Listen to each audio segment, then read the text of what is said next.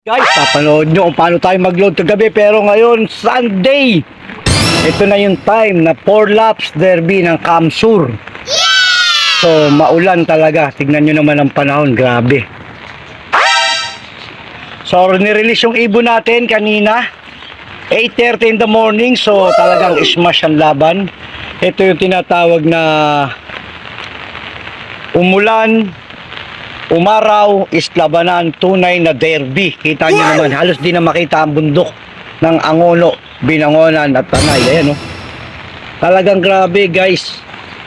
Sobrang ulan. Kita nyo yung tubig dito sa aking harapan. So, update ko kayo sa darating na malakas pang ulan. Hindi. Update ko kayo pagdating ng mga ibon natin. So, dalawa lang yon. Sinali natin ng Kamsur SDR race. So, pahirapan talaga ngayon. Smash race ang labanan. So, good luck lahat mga katoyong. Update ko kayo lahat. Yung time check is 2 o'clock PM. So, wala pa tayong umuwi sa ibon natin from Camarines Sur.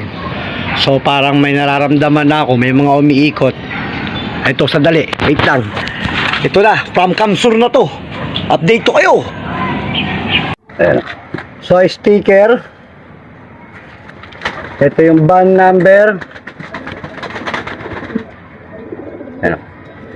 ARPCI 83500.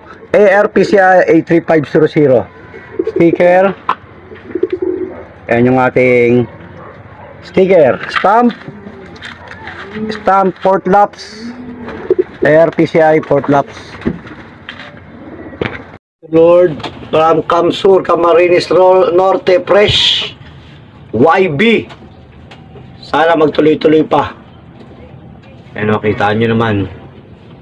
Kararating lang from Camarines Sur ang aking YB. Port laps.